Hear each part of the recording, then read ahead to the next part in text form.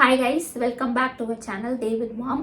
இன்றைக்கி என்ன வீடியோ அப்படி பார்த்தீங்கன்னா, ஒரு ரிப்ளை வீடியோ தான் உங்களுக்கு நான் பண்ணலான்னு இருக்கேன். ஒரு 2 டேஸ்க்கு முன்னாடி வந்துட்டு ஒரு வீடியோ வந்து போட்டிருந்தேன். இந்த மாதிரி தேவ்குட்டியை வந்துட்டு பிரச்சனை பண்ணிட்டாரு, பைக் வந்து ஸ்டார்ட் ஆகலை. ஸோ அந்த வீடியோ பார்த்தீங்கன்னா உங்களுக்கு தெரியும். ஸோ அதில் வந்துட்டு எனக்கு வந்து நிறைய கமெண்ட்ஸ் வந்து வந்துருந்துச்சு. ஃபேஸ்புக்லேயும் வந்துருந்தது, யூடியூப்லேயும் வந்துருந்துச்சு. யூடியூப் அதாவது ரொம்ப அக்கறையாக வந்து சொல்லியிருந்தாங்க, இந்த மாதிரி நீங்கள் பண்ணியிருக்கலாம் சிஸ்டர், இந்த மாதிரி ட்ரை பண்ணலாம் அப்படின்னு சொல்லிட்டு. நான் குறை சொல்ல வரல, அவங்க வந்துட்டு ரொம்ப ஒரு அக்கறையாக வந்து சொல்லியிருந்தாங்க. இந்த மாதிரி நீங்கள் கொண்டு போய் தேவ்குட்டியை விடலாம்ல சிஸ் ஸ்கூலுக்கு அப்படின்னு சொன்னாங்க. ஒரு ரேப்பிடோ புக் பண்ணி அந்த மாதிரி சொன்னாங்க. ஆக்சுவலி அது வந்து இங்கேருந்து ரேப்பிடோ புக் பண்ணி போகலாம், பிரச்சனை கிடையாது. பட் அது டெய்லியுமே நமக்கு ஒரு செலவு தான். நான் ஆட்டோ வந்து வைக்கலாம். ஆட்டோவில் ஆக்சுவலி நான் வந்து போனேன். இப்போ இவன் எங்கள் வீட்டிலேருந்து இவர் ஸ்கூலுக்கு போகிறதுக்கு வந்து எவ்வளோ கேட்பாங்கன்னா 200 rupees கேட்பாங்க. அவரோட ஸ்கூலுக்கு போகிறதுக்கு ரேப்பிடோவில் போகிறதுக்கு வர்றதுக்கு 400 ரூபாய் ஆகிடும். ஸோ ஒரு நாளைக்கே நமக்கு 400 ரூபா செலவாகுது. அப்போ மாதம் எவ்வளோன்னு பாருங்கள். ஸோ அது வந்து நம்ம மிடில் கிளாஸ் ஃபேமிலிக்கு அது செட் ஆகாது, என்னால் அஃபோர்ட் பண்ண முடியாது. அப்படியே நம்ம ஆட்டோ வைக்கலாம் அப்படின்னு பார்த்தா, ஆட்டோ வச்சாலுமே அவர் தனியாக வர மாட்டார், தனியாக போக மாட்டார், திடீர்னு ஆட்டோவில் ஏற மாட்டேன்னு சொல்லுவான். ஆக்சுவலி நாங்கள் வந்துட்டு மிடில் கிளாஸாக இருந்தாலும் நீங்கள் கார் வச்சுருக்கீங்கல்ல, நீங்கள் காரில் கூப்பிட்டு போகலாமே அப்படின்னு வந்து யோசிச்சிங்க. கார் வந்து நாங்கள் ரொம்ப கஷ்டப்பட்டு தான் அந்த காரே நாங்கள் வாங்கினோம். வேறு வழியே இல்லாமல் இவருக்காக தான் நாங்கள் வாங்கினோம், தேவ்குட்டிக்காக தான் நாங்கள் வாங்கினோம். ஏன்னா அவன் குழந்தையில வந்து பைக்கில் கூப்பிட்டு போக முடியாது, பஸ்ஸில் கூப்பிட்டு போக முடியாது, காரையும் நம்ம புக் பண்ணி தான் போகணும், அது செலவு தான். ஸோ அதனால தான் வந்து என் ஹஸ்பண்ட் வந்து சரி நான் எப்படியாவது வந்து இவருக்காகையாவது நான் கார் ஓட்ட கற்றுக்கணும், கார் வாங்கணும் அப்படி. அதுக்காக புது காரு ஷோரூமில் அப்படியே புதுசாக இறங்கின கார் அப்படிலாம் கிடையாதுங்க. எங்களால் முடிஞ்ச இந்த பைக் ரேஞ்சு, பைக் நம்ம புதுசாக வாங்கி தான் ஆகணும். ஸோ அதே ரேட்டில் வந்து நம்ம ஒரு கார் வாங்க, அந்த ரேட்டில் தான் நம்மளால் கார் வாங்க முடியும். அதுவுமே கஷ்டம் தான், அதுவுமே வந்து நம்ம காசு டியூ கட்டி தான் ஆகணும். ஸோ அப்படி ஒரு used car, second hand car ரொம்ப கம்மி விலையில் வந்ததுனால அவர் வந்துட்டு வாங்கினார். ஸோ அது ஃபஸ்ட்டு ஒரு பழைய கார் வாங்கினோம், அதை வச்சு தான் இவர் ஓட்டி பழகினார். இவனுக்காக வந்து ஓட்டி பழகினார். எப்படியோ கொஞ்ச நாள் வந்து இந்த கிளாஸுக்கு போனார், டிரைவிங் கிளாஸுக்கும் போய் கற்றுக்கிட்டாரு. அதுக்கப்புறம் ஓட்ட கற்றுக்கிட்டாரு. ஸோ அது கற்றுக்கிட்டதுக்கப்புறம் அந்த காரை கொடுத்துட்டு இன்னொரு காரு, அதுவுமே வந்து ரொம்ப ரேட்லாம் கிடையாது, யூஸ்டு காரு. நம்ம பைக் வாங்கின ரேட்டுக்கு தான் அந்த காரையும் வந்து வாங்கினோம். ரொம்ப கஷ்டப்பட்டு தான் அது வாங்கினோம், வேறு வழி இல்லாமல் இவருக்காக தான் நாங்கள் வாங்கினோம். ஸோ அதுவுமே வந்து நம்ம ஒரு நார்மல் யூசேஜுக்குன்னு போக முடியாது, ஒரு அர்ஜென்ட்டுக்கு நம்ம எங்கேயாவது போகலாம், அப்புறம் ஃபேமிலியாக எங்கேயாவது போகணுன்னா போகலாம், அந்த மாதிரி ஒரு இதுக்கு தான். ஸோ அதுக்கும் நம்ம பெட்ரோல் போடணும், நம்ம பைக்குக்கு போடுற மாதிரி அதுக்கும் நம்ம டீசல் போடணும். ஸோ அந்த செலவும் நமக்கு இருக்குது. அதுக்காக செலவே பண்ண மாட்டிங்களா அப்படின்னு நீங்கள் கேட்காதீங்க. நமக்கு எப்போ நமக்கு தேவை, எக்கனாமிக்கலாக இருக்கணும், எப்போ நமக்கு தேவையோ நம்ம வந்து செலவு பண்ணிக்கணும். ஸோ ஆட்டோ புக் பண்ணி போகிற அளவுக்கு நான் அந்த அளவுக்கு என்னால் அஃபோர்ட் பண்ண முடியாது, டெய்லியுமே அதை நான் பண்ண முடியாது. அதுவுமே சரி நீங்கள் ஸ்கூட்டி ஓட்டிட்டு அவரை கொண்டு போய் விடலாமே அப்படின்னு வந்து கேட்டிருந்தாங்க. நான் யாரையும் குத்த சொல்ல, என்னோட ரீசன் வந்து நான் அவங்களுக்கு சொல்கிறேன். ஏன்னா அவங்களுக்கு தெரியாது இல்லையா என்ன நிலைமையில நாங்கள் இருக்கோம் அப்படின்றது அவங்களுக்கு தெரியாது. ஸோ அது எக்ஸ்பிளைன் பண்ணுறதுக்காக தான் சொல்கிறேன், யாரும் தப்பாக எடுத்துக்க வேண்டாம். அதுக்கப்புறம் வந்துட்டு நான் வந்து ஸ்கூட்டி என்னால் இப்போ ஹேண்டில் பண்ணவே முடியாது ஸ்கூட்டியில். நான் வந்து என் ஹஸ்பண்ட் வந்து கற்றுக் கொடுத்தாரு எனக்கு, கொஞ்சம் ஒரு 2 years முன்னாடி தான் நீ ஸ்கூட்டி ஓட்டு, நீ கற்றுக்கோ அப்படின்னு சொல்லிட்டு அவர் வந்து எனக்கு சொல்லி கொடுத்தாரு. நானும் ஓரளவுக்கு கற்றுக்கிட்டேன்.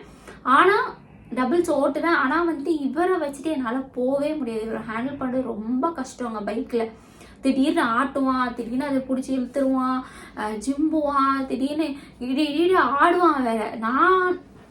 நாங்கள் 3 பேர் பைக்கில் போனாவே கூட அவ்வளோ கஷ்டமாக இருக்கும். நான் அவன் இதான் இது பண்ணுறான், ஜிம்புறானா, நான் அவனை பிடிப்பேன், இது பண்ணுவேன். அவங்க வந்து பின்னாடி சொல்லிகிட்டே இருப்பாங்க முன்னாடி இருந்து, ஏன் அவனை கொஞ்சம் ஆடாமல் இருக்க வைப்பா, கொஞ்சம் இது பண்ணுப்பா அப்படின்னு அவங்க சொல்லிகிட்டே இருப்பாங்க.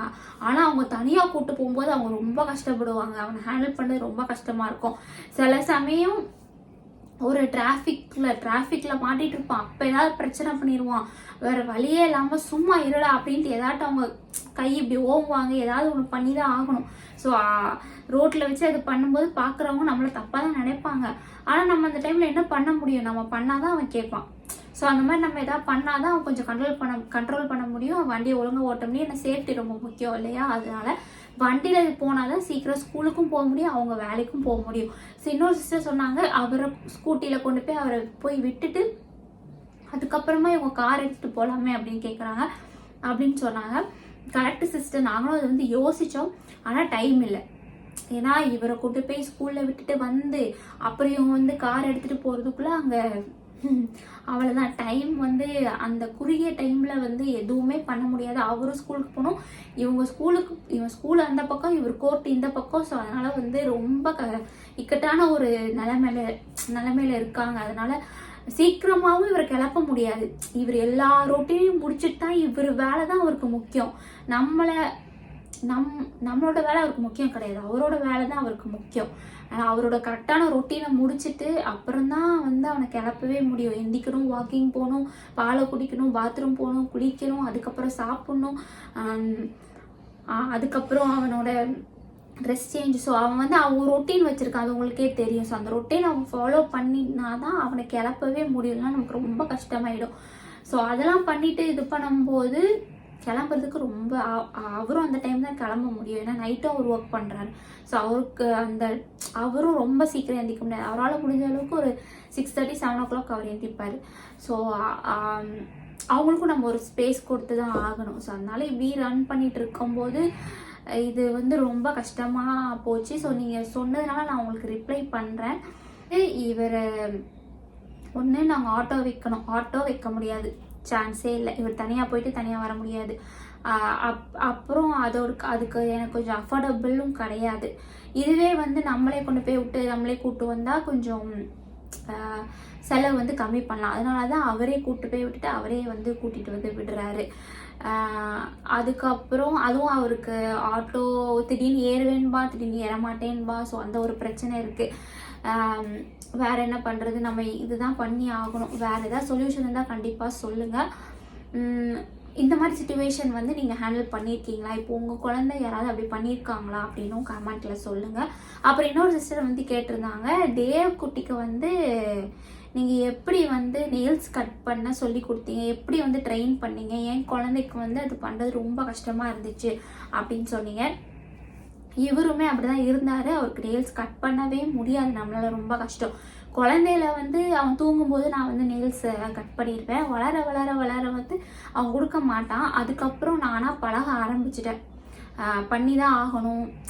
அவன் எல்லா வேலையும் பண்ணுறான்ல, டைமுக்கு ஒன்று பண்ணுறான்னு சொல்கிறான்ல. ஸோ அந்த பழக்கத்தை நான் எப்படி கொண்டு வந்தேன்னா, சாட்டர்டே இல்லை சண்டேஸ் 2 நாளில் ஏதாவது ஒரு நாளில் வந்து அவர் குளித்த உடனே நெயில் கட்டரை எடுத்து காமிச்சிருவேன். உடனே அவன் தானாக வந்துடுவான். ஸ்டார்டிங்கில் கொஞ்சம் மக்கார் பண்ணார், கையை தொடக்கூடாது, பிடிக்கக்கூடாது, அந்த மாதிரிலாம் பிரச்சனை அவர் பண்ணுவார். அது பழக்கப்படுத்துறதுக்கு ரொம்ப டைம் எடுத்துச்சு. டெய்லியுமே அதை காட்டணும். டெய்லியுமே நான் நெயில் கட்டரை காட்டி அவனை கொஞ்சம் ப்ராக்டிஸ் பண்ண வச்சோடனே அவனே நான் நெயில் கட்டரை காட்டினோடனே வெளியே தானாக போய் உட்காந்துருவான். வெளியே வச்சு தான் நெயில் கட் பண்ணணும், வீட்டுக்குள்ளே வச்சு கட் பண்ணக்கூடாதுன்றது அவனுக்கு நான் புரிய வச்சுட்டேன். அப்புறம் வெளியில் உட்காந்துருவான், ஸ்பாட்டில் போய் உட்காந்துருவான், கையை காட்டுவான். லைட்டாக ஸ்டார்டிங்கில் வந்து ரொம்பலாம் கட் பண்ண விட மாட்டான். கொஞ்சமாக ஒரு விரல் கட் பண்ணுவேன். ஒரே ஒரு இந்த கட்டை விரல் மட்டும் கட் பண்ணேன், அதுக்கு அலோவ் பண்ணான். அப்புறம் அடுத்த நாள் இந்த விரல். ஸோ அப்படியே வந்து ஒவ்வொரு நாளும் ஒவ்வொரு விரல் அந்த மாதிரி தான் ஸ்டார்ட் பண்ணது. கொஞ்சமாக அப்புறம் அவர் பழகிட்டாரு. ஃபஸ்ட்டு விரல் 10 நாளுக்கு 10 விரல் முடிச்சாச்சு. அடுத்து காலுக்கு போனோம். கால்லையும் நகம் இருக்குல்ல, கால்லையும் கொடுக்க மாட்டார். கொஞ்சம் காலில் பயங்கர கூச்சமாக இருக்கும் இவனுக்கு, ரொம்ப கூச்சப்படுவான். அந்த கட்டை விரல் ஏதோ ஒரு காலில் உள்ள விரல் நம்ம பிடிச்சிட்டாலே அவனுக்கு அப்படியே கூச்சம் தாங்க முடியாது, தொடவே விட மாட்டான். நான் அதான் இப்போ கூட பட்டும் படாமல் தொட்டும் தொடாமல் அப்படியே இப்படி லைட்டாக வச்சு தான் அவனுக்கு கட் பண்ணுவேன். ஸோ அது மாதிரி கொஞ்சமாக ட்ரை பண்ணது தான். ஸோ நீங்களும் ட்ரை பண்ணி பாருங்கள். ஒரு நாளைக்கு ஒரு விரல் அப்படி டார்கெட் பண்ணிங்கன்னா கண்டிப்பாக அதை வந்து நம்ம பண்ணலாம் அப்படின்னு தோணுது. ஏன்னா நான் அப்படி தான் கொஞ்சமாக ஸ்டார்ட் பண்ணது. அதுக்கப்புறம் இன்னொன்று என்னென்னா, அவருக்கு எண்ணெய் தேய்ச்சா பிடிக்காது, தலையில் எண்ணெய் தேய்க்கக்கூடாதுன்னு ஸ்கூலுக்கெல்லாம் முன்னாடி எண்ணெய் தேய்ப்பேன், தட்டி விடுவான். ஸோ அந்த ஹேபிட் அவங்க பசங்களுக்கு அப்படின்னு கண்டிப்பாக கமெண்ட்டில் சொல்லுங்கள். நான் எப்போமா அதை அலோவ் பண்ணுவார், பட் அந்த எண்ணெய் தேய்க்கிறது அவ்வளோ அவருக்கு பிடிக்காது. ஸோ அது ஒன்று இருக்குது. ஸோ இந்த ஸோ உங்களோட கேள்விகளுக்கு நான் ஆன்சர் பண்ணிட்டேன்னு நினைக்கிறேன். வேறு ஏதாவது டவுட்ஸ் இருந்தால் கண்டிப்பாக சொல்லுங்கள். ஓகே, தேங்க்யூ ஃபார் வாட்சிங் திஸ் வீடியோ. அது குட்டி வீடியோ உங்களுக்காக கடகடன்னு பேசி முடிச்சிட்டேன். நேற்றே நான் பேசியிருக்கணும், பட் எனக்கு டைம் கிடைக்கல. எனக்கு தான் டைம் கிடச்சிது. தேவக்குட்டியும் வந்து தூங்கியாச்சு. இதுக்கு முன்னாடி முழிச்சு தான் இருந்தான், தூங்கிட்டாரு. எனிவேஸ், எல்லாருக்கும் குட் நைட். அந்த வீடியோ பிடிச்சதா லைக் பண்ணுங்கள், ஷேர் பண்ணுங்கள், முக்கியமாக சப்ஸ்கிரைப் பண்ணிக்கோங்க. இந்த வீடியோ பிடிச்சிருந்தா லைக் பண்ணுங்கள், ஷேர் பண்ணுங்கள், முக்கியமாக ஃபாலோ பண்ணுங்கள், சப்ஸ்கிரைப் பண்ணி வச்சுக்கோங்க. தேங்க்யூ ஃபார் வாட்சிங். நெக்ஸ்ட் வீடியோவில் நம்ம பார்க்கலாம். ஓகே, பாய்.